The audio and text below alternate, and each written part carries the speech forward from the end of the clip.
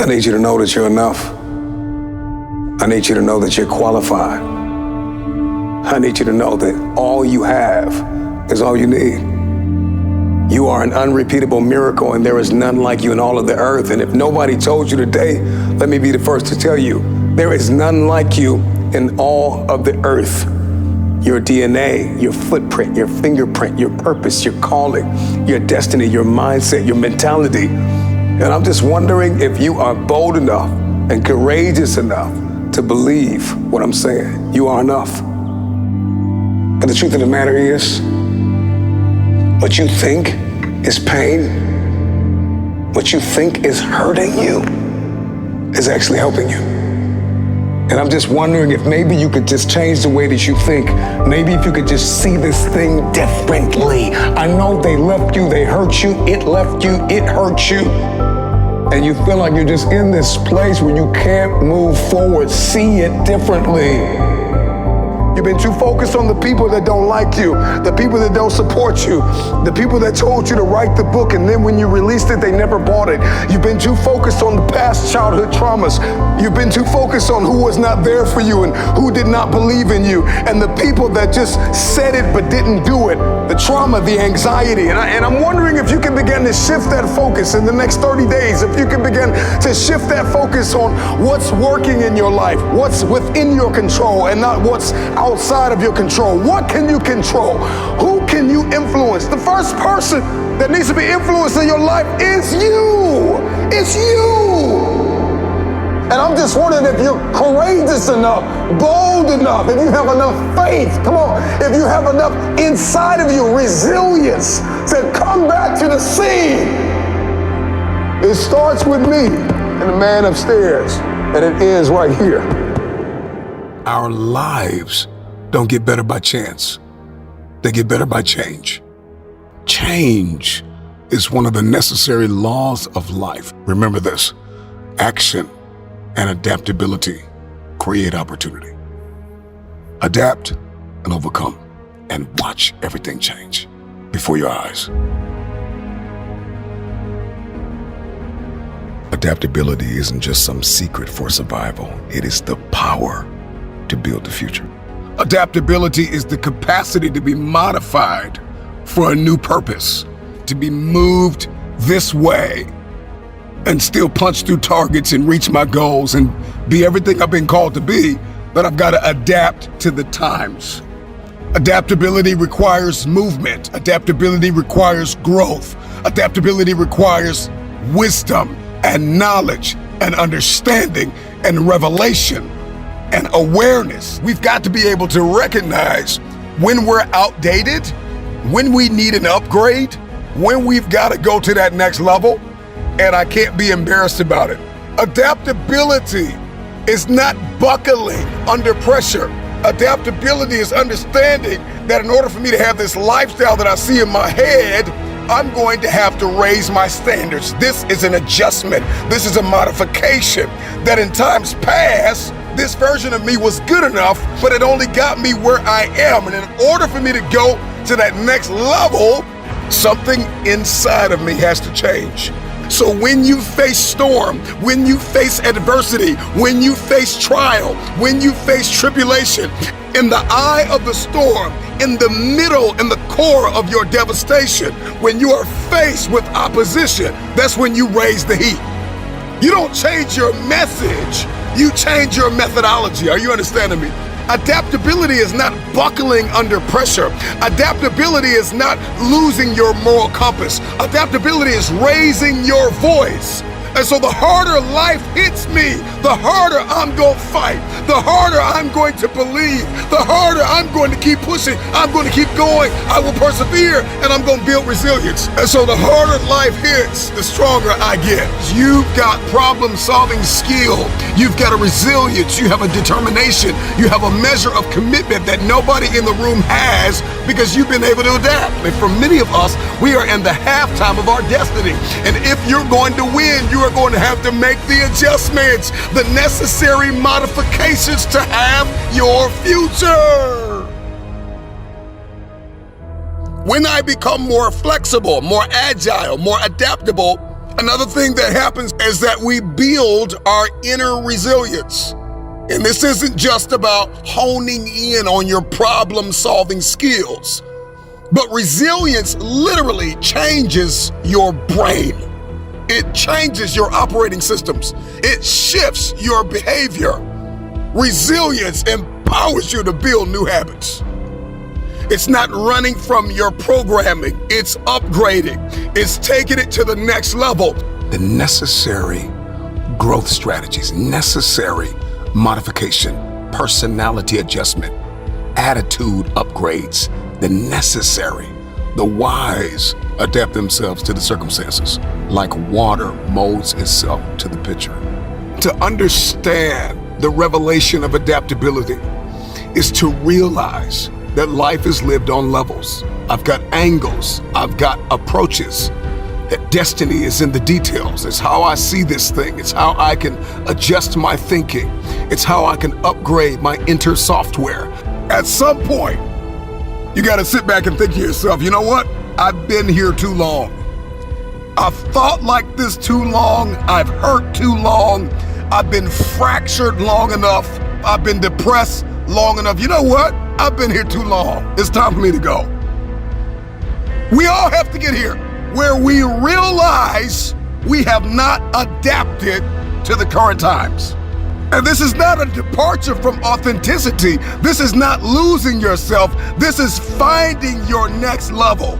The question is, are you willing to adapt? Adaptability is the bridge to the future. I need to be able to adapt cognitively. I gotta be able to adapt emotionally, my personality, my behavior, my language, my thinking. I've got to be able to adapt, and it is only when I'm willing to accept this reality that I can have my future. When I become more flexible, more agile, more adaptable, another thing that happens is that we build our inner resilience. And this isn't just about honing in on your problem-solving skills, but resilience literally changes your brain. It shifts your behavior.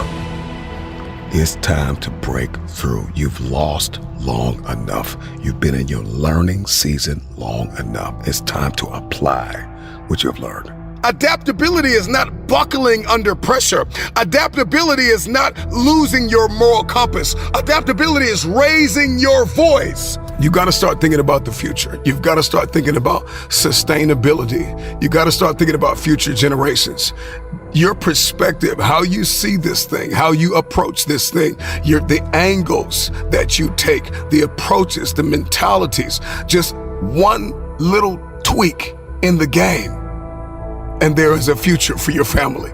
And this is the power of understanding that if I can make a few tweaks, if I can make a few adjustments, if I can see this thing just a hair differently, winner by a hair. Have you ever heard that? There are champions that win by a hair because they made an adjustment. There are golf players and basketball players and football players and soccer players and fighters and warriors and NASCAR drivers and champions and lecturers and teachers and students, movie directors and artists and people all over the globe who have made adjustments, who have adapted to a circumstance, who have adapted, who have modified and tweaked their game and beat on their craft and got the trophy. This is why there's power in mentorship, because a mentor will show you something you didn't see. A coach will pull something out of you that you never knew was there. The ability to adapt, to make a tweak, to make an adjustment. It's the group of employees that's been called to work 2 more hours. It's the team that's been called to win a championship in the snow or rain or sleet, or the weather's changed, or now all of a sudden the crowd is no longer cheering your name. Can you adapt? This is the question. This is the golden ticket. Everybody wants to win, and everybody wants new zip codes and area codes, and everybody wants impact and influence. But if I don't have adaptability, I'll never have my future. This is the last day you are going to allow this giant to defy you. If it's going to happen, we are going to have to eliminate excuses. Truth is, everybody's got purpose. If you don't apply what you hear, you won't get what you want. Here's what we do know. Life doesn't get any easier. It doesn't get more forgiving. We just get stronger and we get more resilient. And the truth of the matter is, it is so convenient to make an excuse. I want to give you just a few things that you can do to help you to stop making excuses, to help you to stop habitually gravitating to the place called convenience. The race is not given to the strong nor the swift, but it is given to he that endureth until the end. One thing I know is that we've all been hit with a measure of adversity at some point in our life. Everybody listening to me has been hit with a measure of trauma. If you can hear my voice, you've got work to do. You've got a destiny to fulfill. You've got a purpose to walk into. You've got a test to pass. You've got dots to connect, rooms to walk in, stages to stand on, and tables to sit down at. I know it hasn't been easy, but it's time to win. You are going to need vision. Before you win, you're going to have to see it. David saw himself winning this battle. He saw it, he spoke it, he experienced it. If you can see it, you can have it.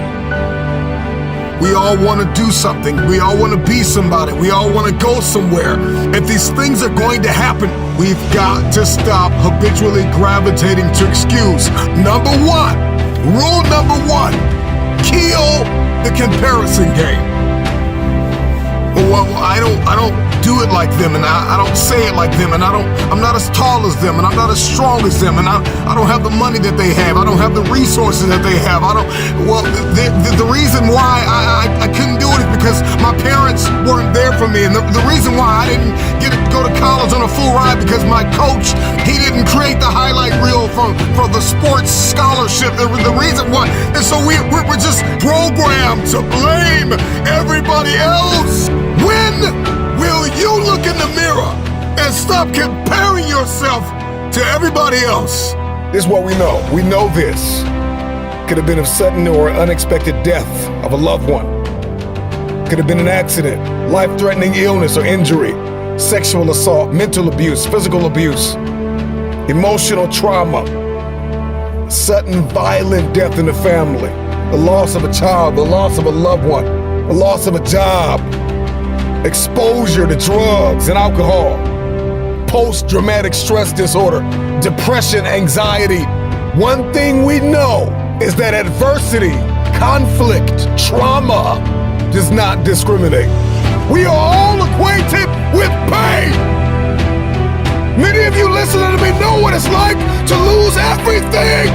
You know what it's like to hit rock bottom. You know what it's like not to be supported. You know what it's like to be lied on. You know what it's like to experience emotional, relational, and psychological trauma. And it changes you because you don't know what you are made of until you have gone through something. On the other side of your fear is a fulfilled destiny. How bad do you want it? Whatever your giant may be, name the giant. You will defy me no more. You will defy me no more. When your giant defies you, when your giant teases you, when your giant attempts to trap you and remind you of your present and your past, remind your giant of its future. Ashes to ashes, dust to dust. No more will you haunt me. Goliath is dead. In this life, there will always be obstacles. There will always be challenges. There will always be giants. What has defeated you? What is your giant? Name it. Is it fear? Is it anxiety? Is it insecurity? Is to doubt. In this life, there will always be a man, a woman, who will face impossible odds. Goliath! There will be many giants in your life. There will be depression. There will be anxiety. There will be oppression. There will be stress. There will be overwhelm. Will you buckle under the pressure, or will you rise to the occasion? They don't have an end game. They don't have a goal. You have allowed yourself to become a weak link covered under the blanket of excuses. But I'm just wondering if there's anybody here that has a dream. And if you've made your excuses bigger than your dream, the time is now to apply pressure.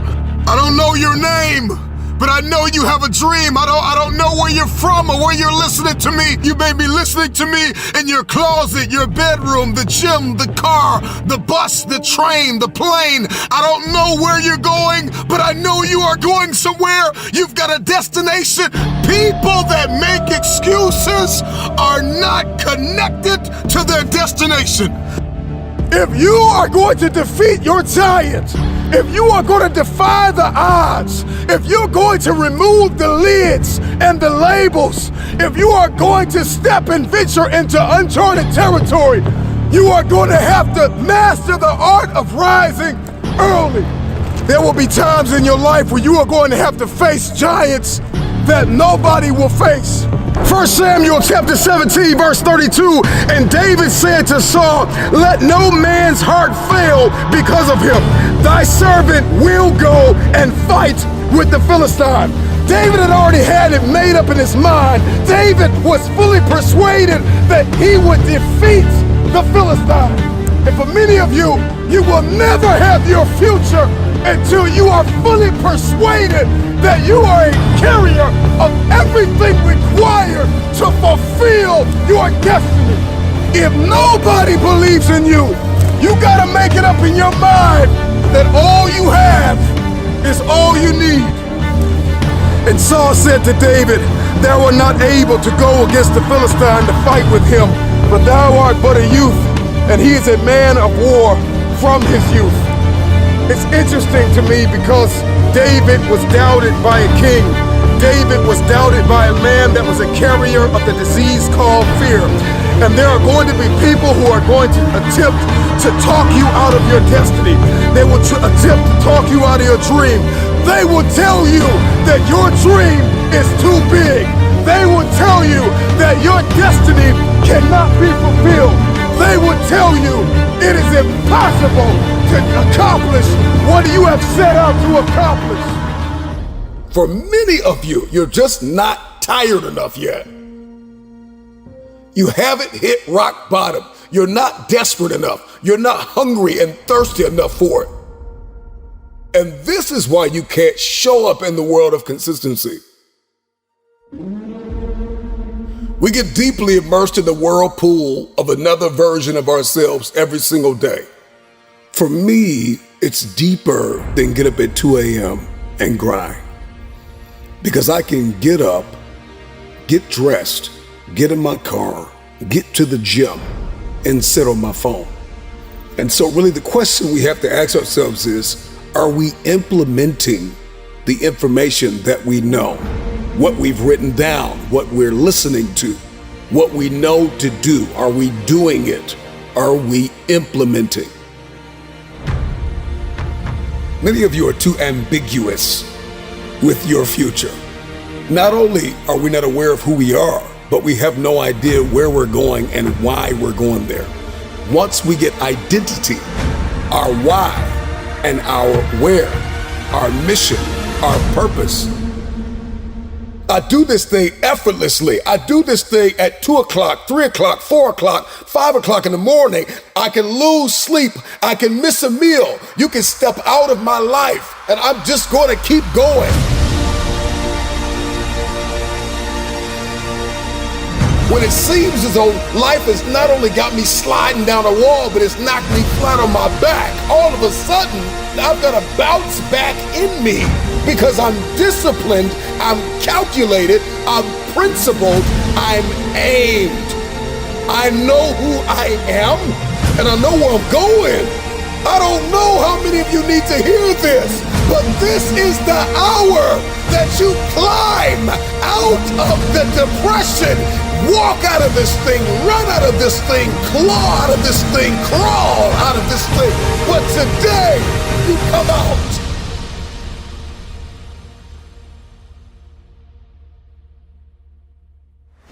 Be on your craft, execute, show up, forgive, love, build, create, believe, try again.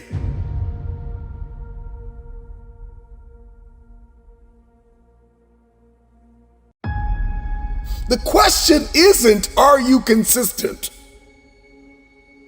The question is, can you implement? Can you execute? Can you do what is right? Can you handle the uphill war of significance? Anything worthwhile is uphill. It requires a rewiring, a redirection, and a 180. That's the rate of learning. It's not about how much you can write down. It's not just about the conferences and the coaching. It's, are you going to follow through? No more depression, no more anxiety. Bye blame game, bye anger. Somebody drop in the comments something you want to say goodbye to today. Bye to complaining, bye to arrogance, bye to pride, bye to comparisons, bye to negotiating myself out of my purpose and my destiny. Goodbye to divorcing my future and telling myself, I don't have what it takes, I can't do it, I'll start Monday. Everything that has disempowered you has to leave. We need accountability. We need constructive analysis. We need coaching and mentorship. We need friends that are not going to be afraid to tell us when we've gotten off kilter. We need to make the investments required to be planted in community to optimize our performance in everyday life. That we show up personally so we can show up professionally. That everything I do behind the scenes, in the dark room, in the places where nobody can see me, I've got character, I'm principled, I've got integrity. And as a result, I dominate in public.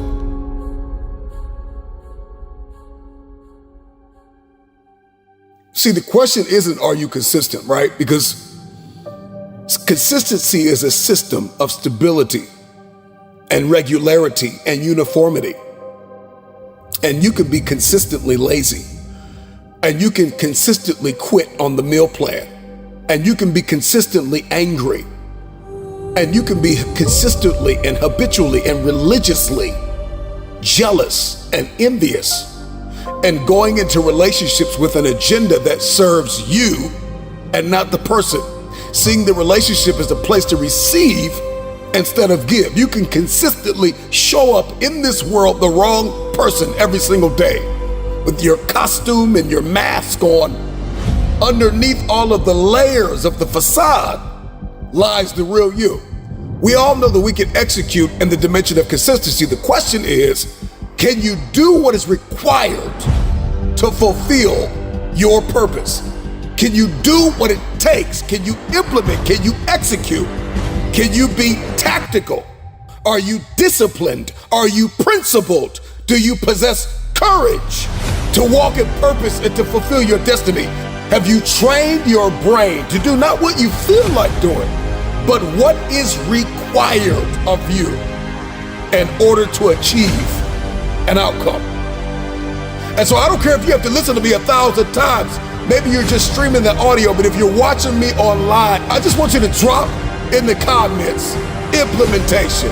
Implementation is the process of putting a decision or a plan in effect. This is execution. This is application. This is carrying out.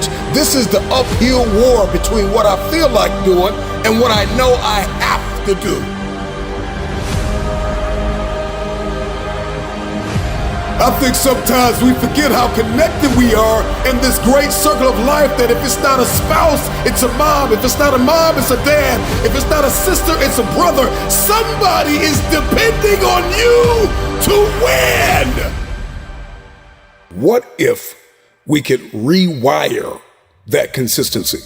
That as faithful as we have been to destroying our own lives, we could be that faithful to building something so beautiful and leaving a legacy.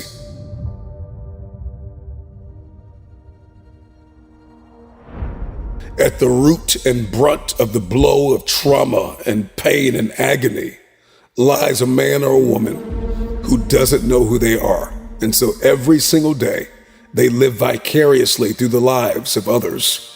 And they show up in the workplace, and they show up at home, and they show up in every room that they walk in. Every single day, another version of themselves, spiraling farther and farther from the place of grace and execution and confidence and courage and prowess and excellence. Whether you're walking, running, lifting, meditating, sitting in your closet, crying in your car, sliding down the wall, beating on your chest, looking yourself in the mirror, but you've come to the resolve that this is the end of this version of me. I know who I am. Give me my crown. I don't say that braggadociously, but I recognize that all of a sudden the ashes and the scales fall off of my eyes. I'm royalty.